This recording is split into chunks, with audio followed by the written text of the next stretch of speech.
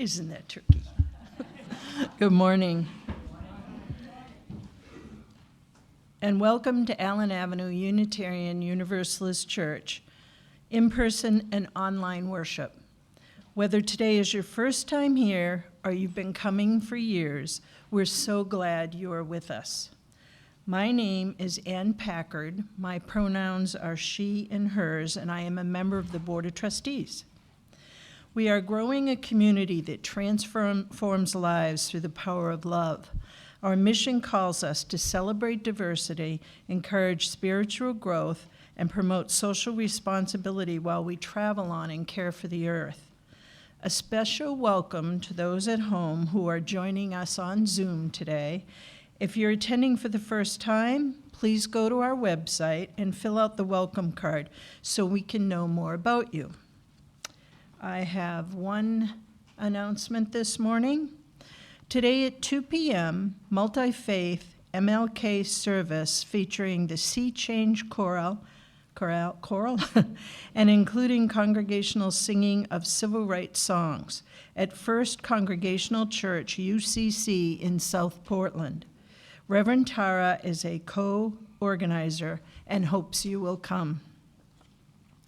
Now we invite you all to take this opportunity to silence your cell phones so that we can be fully present for one another.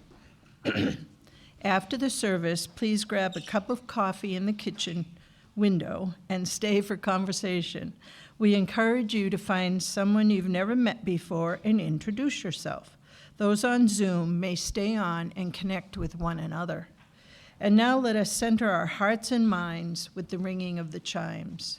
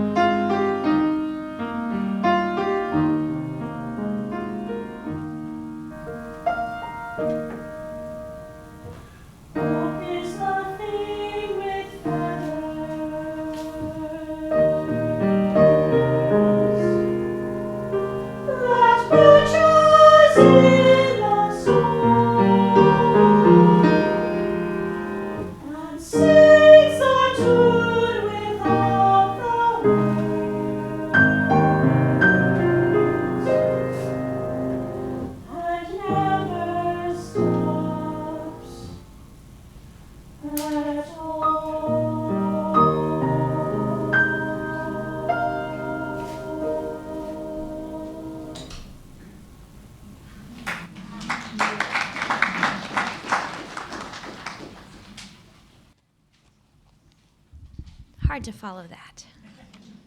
Thank you. Good morning, dear church. It's so good to see you. It's been a few weeks since we've been together in person. For those of you I haven't met before, my name is Reverend Tara. I use they and she pronouns, and I'm the transitional minister here at Allen Ave UU Church, which we call A2U2. And it has been, let's just name it, a wild week of weather here in Portland. And I'm sure there will be many a conversation about sump pumps and other thrilling topics at coffee hour and the brown bag brunch. And I want to just say I hope you stayed dry and with power and your basements are okay. And I'm grateful to be here in person together. And those of you on Zoom, I hope you're not dealing with basement drama. This weekend is a weekend of celebration. We in the United States lift up, remember, and honor the life and the legacy of the Reverend Dr. Martin Luther King, Jr. We remember the struggle of civil rights, the work of dismantling oppression, and we recommit ourselves to the continuation of this work, of this legacy in our own lives and in our own communities today.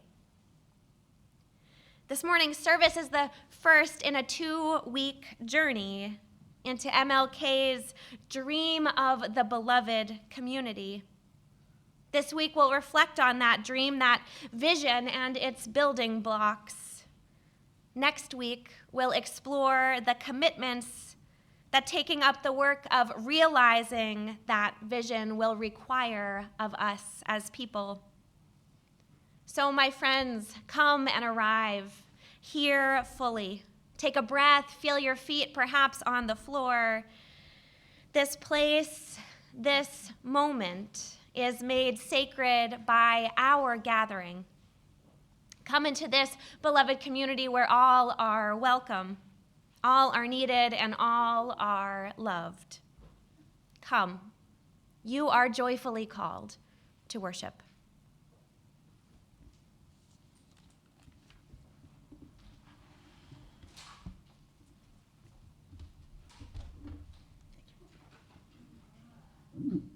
Good morning.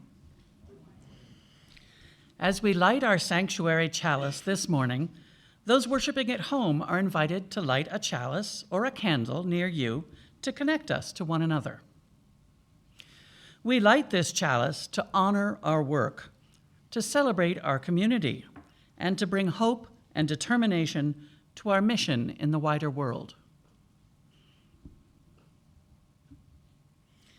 And we light a second candle this morning, a candle of community, lifting up those impacted by the storms of this past week, those living with the impacts of flooding, storm surge, wind, snow, as well as those living in tents and on the street.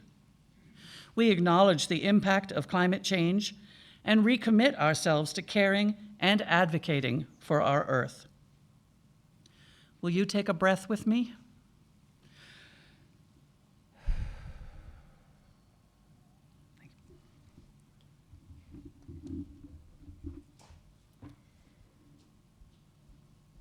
Our opening hymn is in your gray hymnal and will also be up on the screen. It's number 145, sort of ironically after just talking about storms, As Tranquil Streams. Didn't think that one through ahead of time. As Tranquil Streams. Dale will play it through once, and you may rise in body or in spirit, and then we will join our voices as one.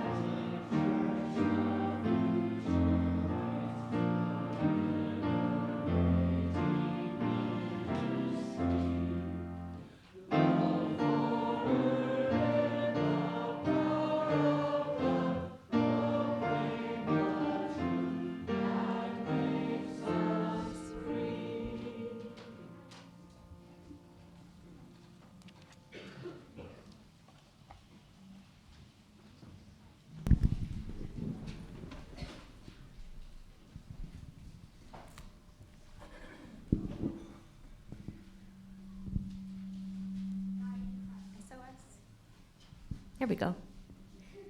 Actually, come over here. George, can you fix that?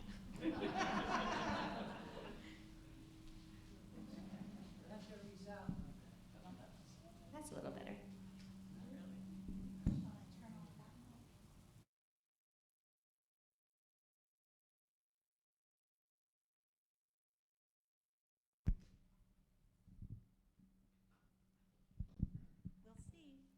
We'll see.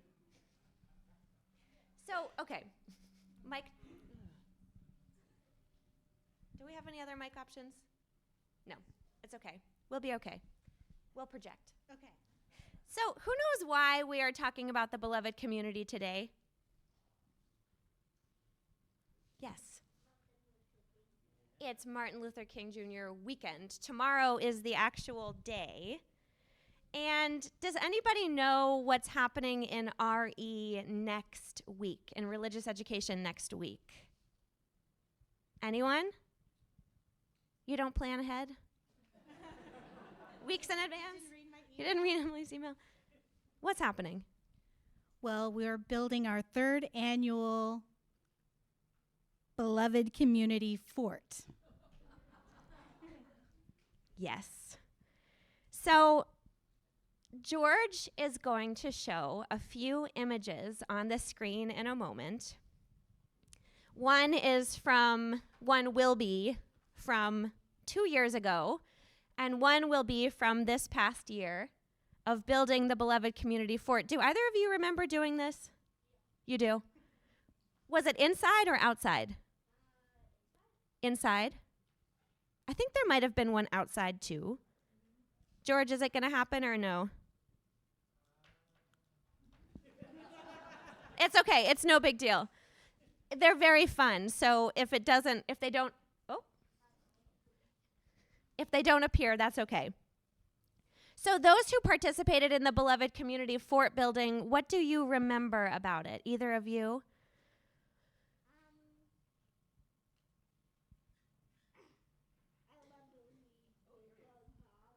You threw balls. What else?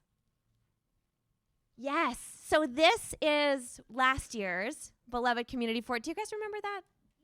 Yeah. And then let's go to the other one from 2 years ago. So this happened in room 7 and 9. And this happened out back during COVID when religious education had to be moved outside. Do you remember the outside version? Maybe. Yeah, 2 years ago is a long time. So because this is such a cool thing that I'm super jealous that I missed, I've asked Emily to tell us and talk with you all a little bit about the Beloved Community Fort. I'll hand it over. Okay, so every year, so this came out of my brain. And so the first year, I noticed some things that we could improve upon, some criteria that we would use, some really cool things. The ball throwing last year was we simulated a storm, and their structure had to withstand the storm. And you all are going to hear the new 2024 guidelines for the Beloved Community Fort. And so when I give you these criteria, I want you to tell me why you think that would be one of the rules for the fort, okay? So the first one is that there must be room for everyone present plus visitors.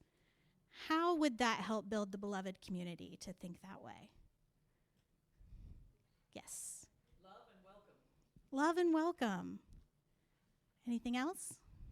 Yes? Being inclusive. Allow for growth. All right, there must be 3 ways in and out that people can use without damaging the structure.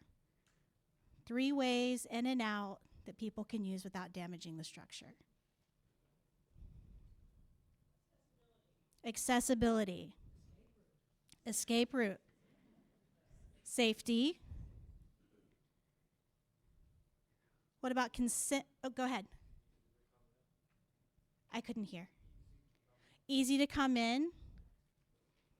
And what about consent? Consent.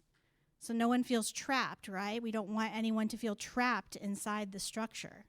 They should be free to come and go. Okay, so related to this, and we kind of touched on this, that the entrances and exits must be clear and accessible to everyone. Not just you or you.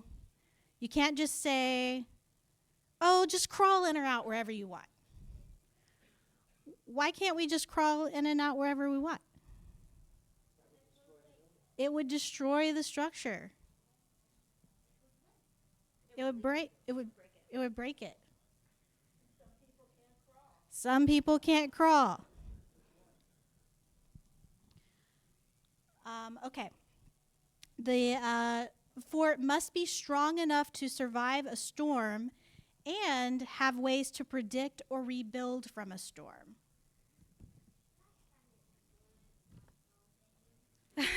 He said last time it was more like a dodgeball game. So let me describe. So the structure was built, and then ball pit balls were thrown with the lights out and thunder sounds. Yeah. And then what do you remember what you did? Did you do something different after the storm?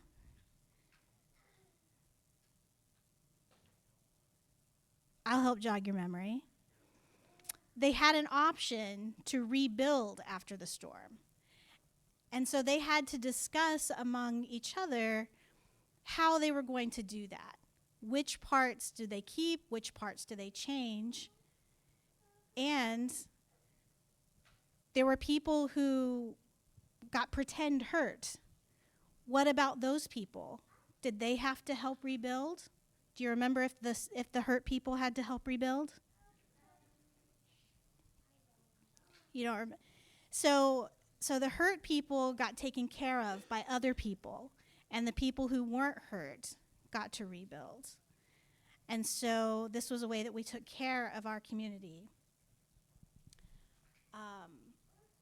Any other thoughts on surviving a storm and being able to predict a storm? Yes. Free and open communication. Yes. Resilience.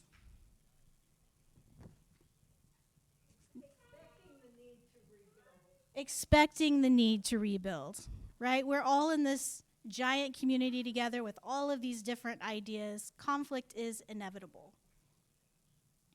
And so being able to predict that, plan for it, and rebuild is important in a beloved community. So then there are 3 symbols that they are asked to include in the structure.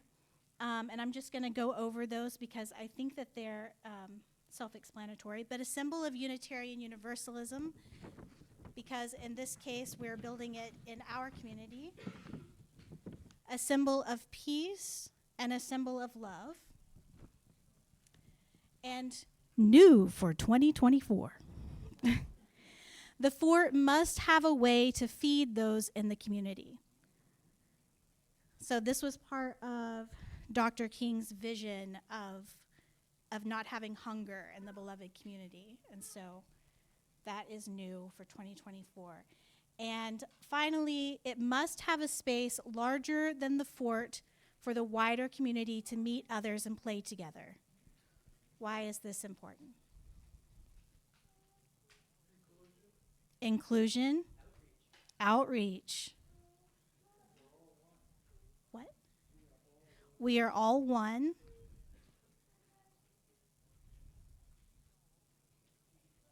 Exchange of ideas.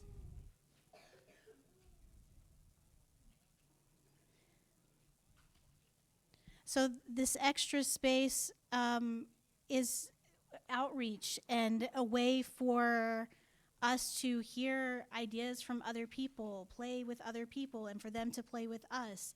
And then that grows and grows. And so I thought that was important to add for this year. Okay, I'm going to turn it back to you. So you're not building the fort today,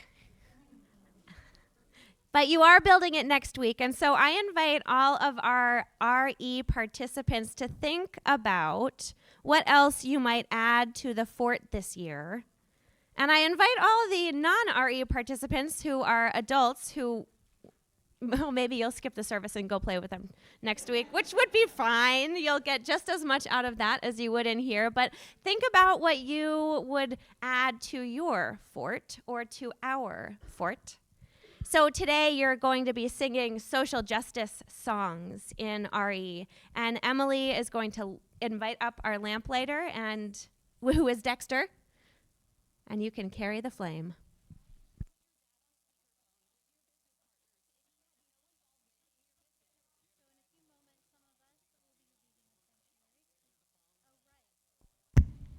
Hey, hey. In a few moments, some of us will be leaving the sanctuary to enjoy singing social justice songs together. Dexter is already lighting our lamp.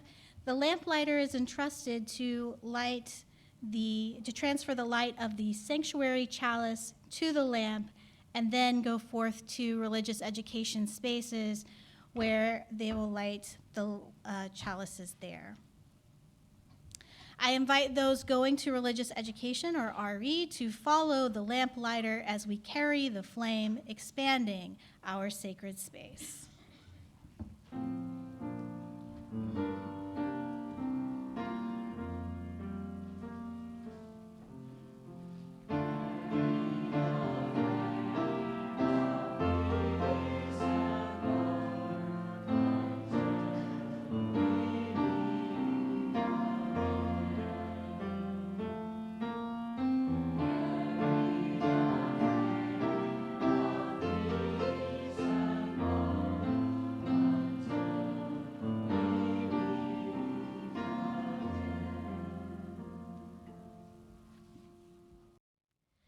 Our words of prayer this morning are written by the Reverend Kathleen Rollins. Spirit of justice, God who befriends those who stand upon the constant edges of decision, crucial and alone, we are grateful to be together this morning. We gather especially to remember Reverend Dr. Martin Luther King Jr., but not only him, for there were thousands of unnamed women, men, people who put their bodies and lives on the line so that all may be free. And yet, freedom comes at a cost. And we know that racism and homophobia, ageism and ableism, sexism and classism, all of these often unacknowledged realities prevent us from fully knowing one another, from creating the beloved community spoken of by prophets and ordinary people alike. May the work of Dr. King continue to eradicate injustice wherever and whenever we encounter it. May we continue to speak out against injustice, to speak even if we are afraid our words will not be heard or welcomed. May the spirit of Dr. King continue to flow through our daily living. May we have the courage he did as we continue to stand up for justice, reconciliation, and truth despite challenge and controversy. Dr. King went to the mountaintop. He saw the promised land, and he reassured us that we will get there one day. May that not be a dream of paradise, but a reality in our own time. May we make it so. Amen.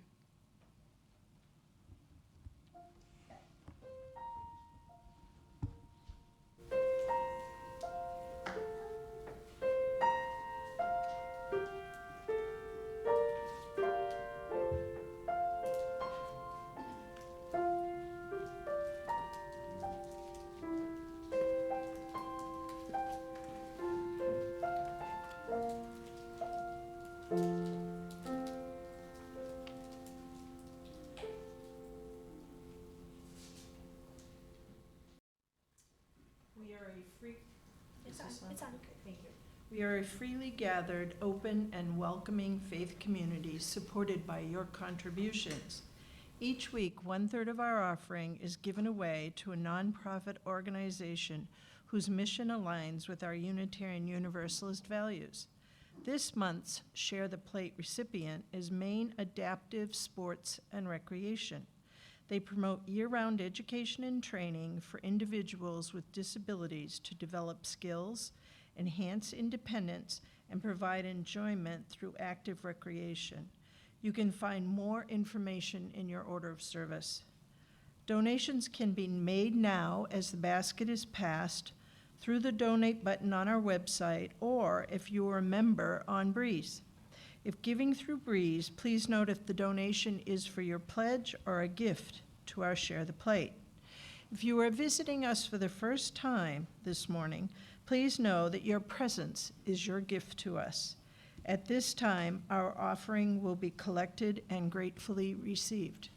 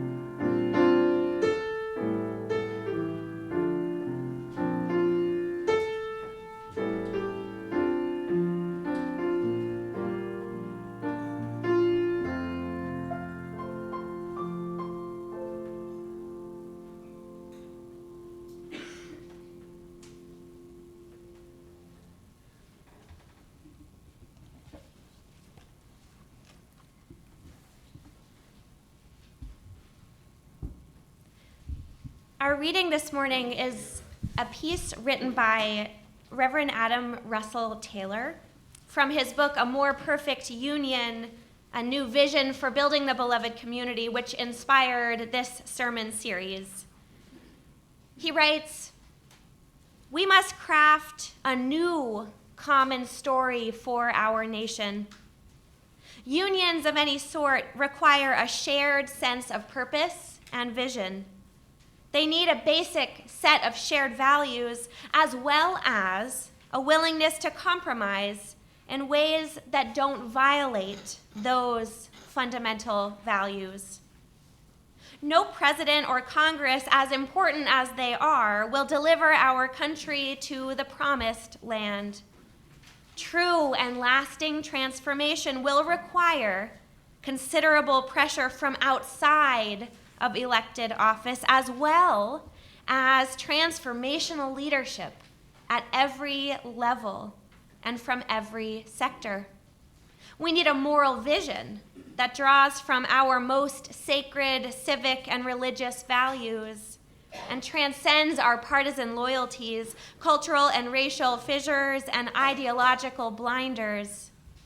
That moral vision, I believe, is a reimagined vision of the beloved community. The vision of the beloved community animated the civil rights movement, but since then it has often been overshadowed and derailed.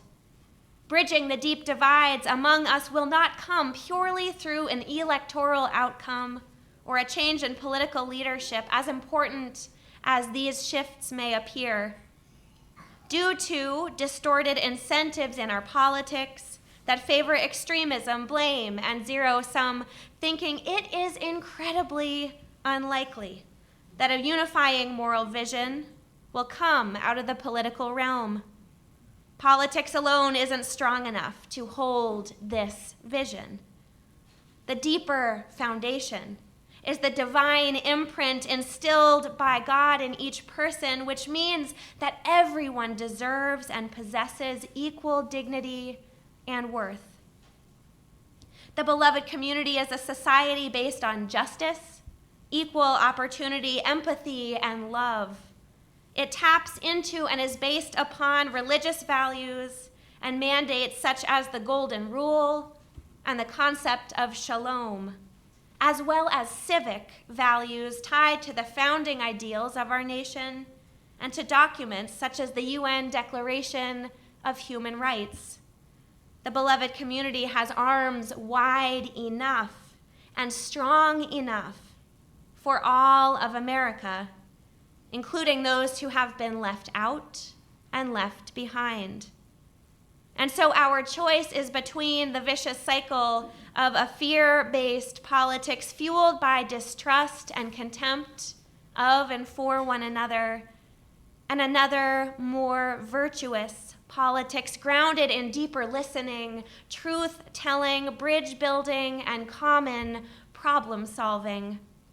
It is time to choose a path that acknowledges and repents for the ways we have failed to live up to America's ideals. It is time that we boldly pursue a shared vision of a future rooted in our most deeply held religious and civic values. It is time to embark with even greater urgency on the task of building the beloved community.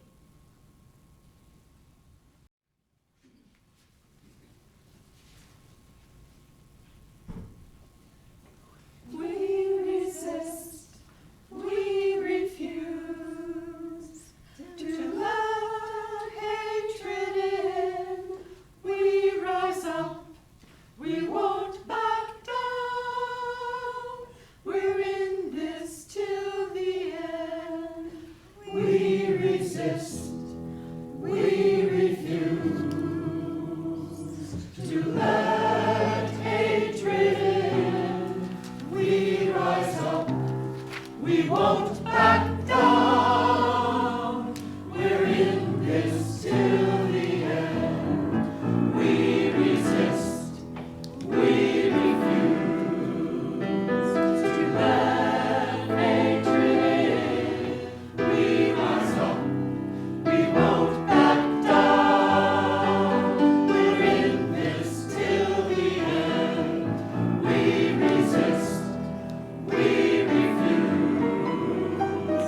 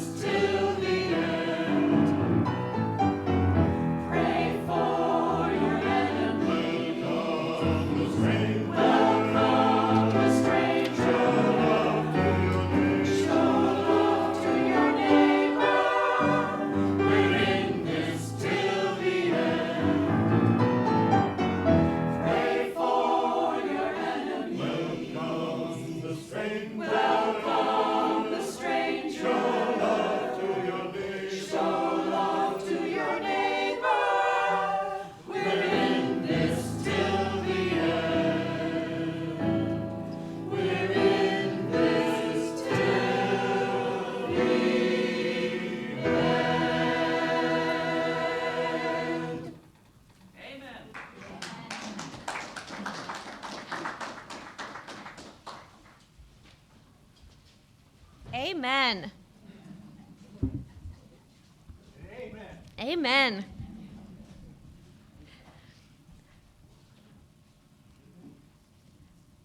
On MLK weekend, I often share with whoever will listen the story of my deep spiritual experience on a layover in the Atlanta airport.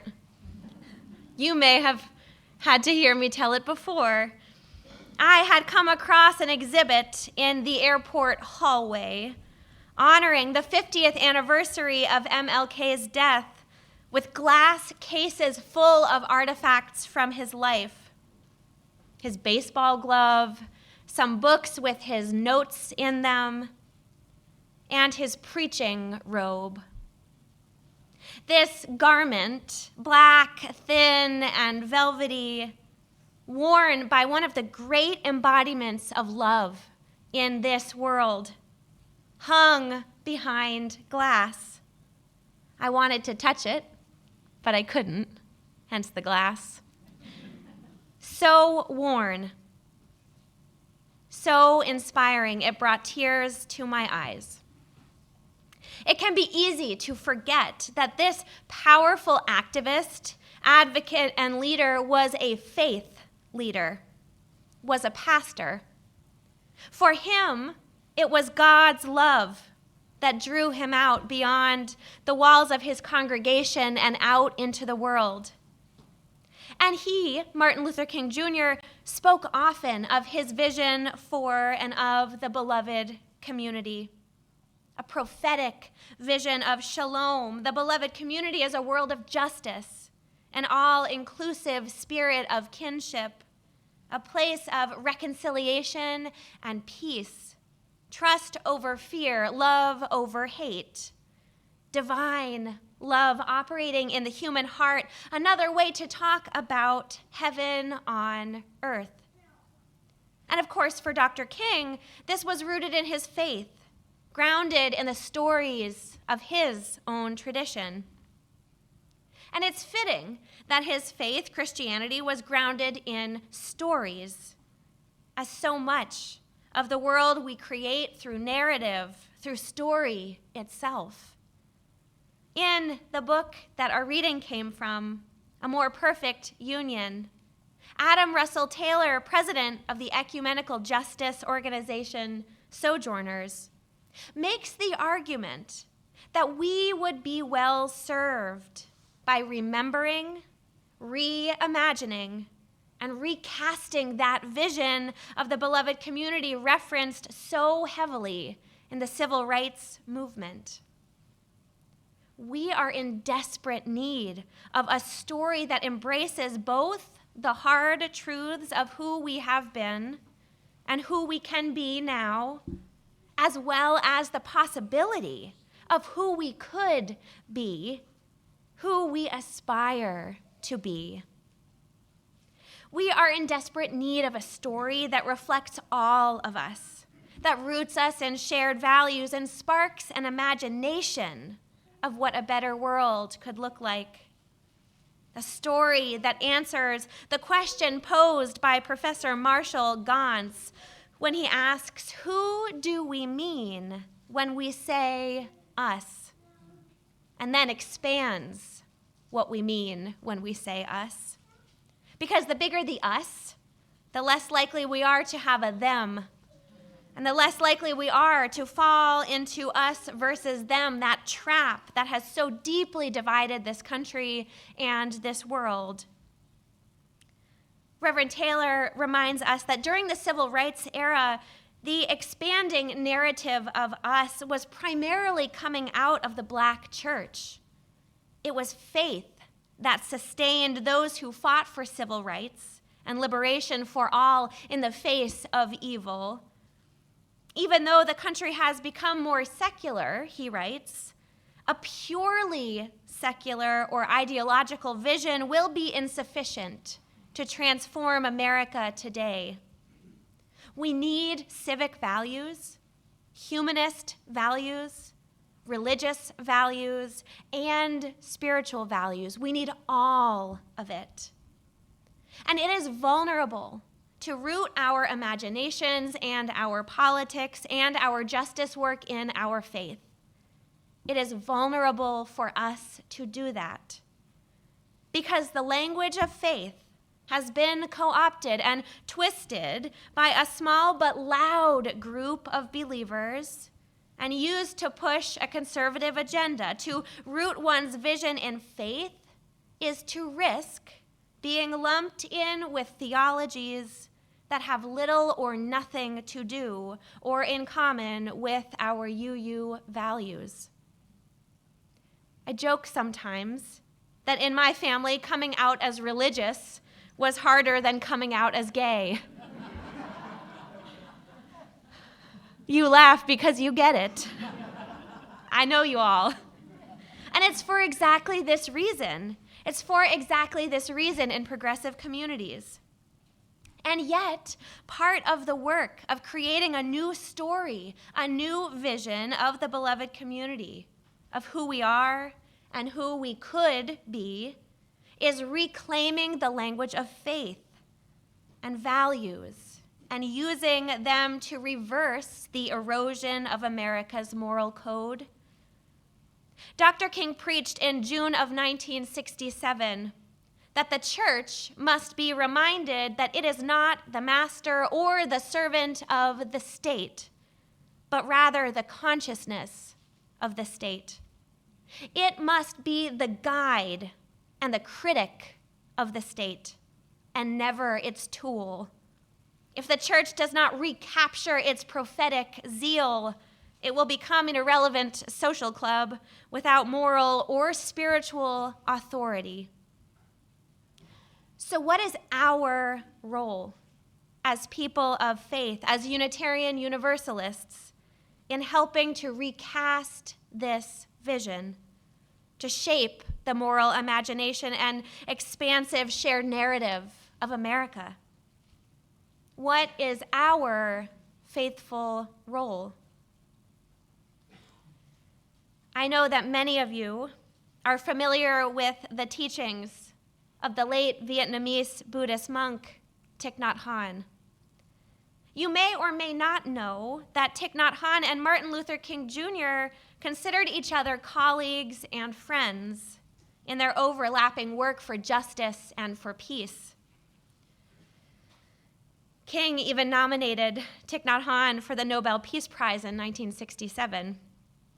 And Thich Nhat Hanh reminds me that though King's organizing and activism was rooted in his Christian faith, and that our groundwork for change is laid by our Unitarian and Universalist forebears, the message and the call to expand our story, our concept of us, and recommit to the beloved community transcends theological difference.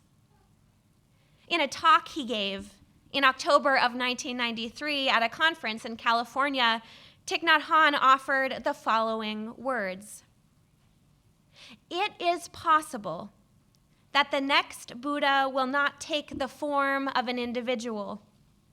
The next Buddha may take the form of a community practicing understanding and loving kindness, a community practicing mindful living."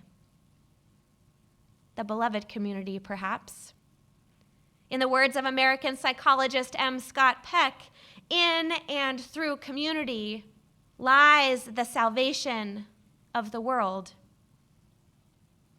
Community, it's a complicated story for families, for churches, for nations. But as Russell Taylor writes, the inclusive story of us is quintessentially a both-and story, which is the only kind of story that can transcend the brokenness and limitations of our binary minds and fractured politics. I believe that our UU values of interdependence, pluralism, justice, generosity, equity, and transformation with love at the center have something to offer this conversation. Our pluralistic tradition of seeking is uniquely poised to hold a larger story, to be a container, an expansion of the definition of us by sharing honestly, vulnerably from our own experience. We are developing the tools to be able to hear these stories, even when it calls us to work through our own defensiveness and white fragility and biases and discomfort. So friends, let us not be afraid to be faithful, to be deeply rooted in our values unapologetically, and to pledge ourselves anew to the work of restoring, challenging, and worthy work to which our values call each of us. May we, in the name of justice and in the embrace of divine love, make it so. Amen. Our closing hymn this morning is number 159 in your gray hymnal and up on the screen. This is my song. Dale will play it through once, and then you're invited to rise and join in singing.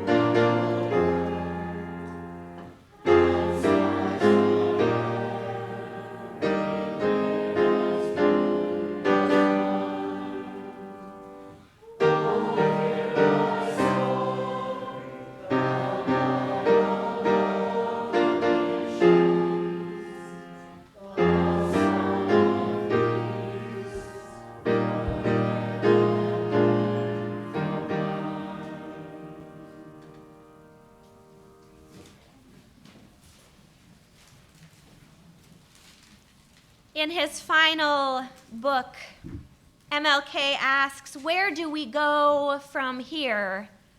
Chaos or community? Let us be a people that choose community, that choose beloved community. Our worship has ended, and our service begins. Go in love and peace, work for justice, and keep laughing. Blessed be.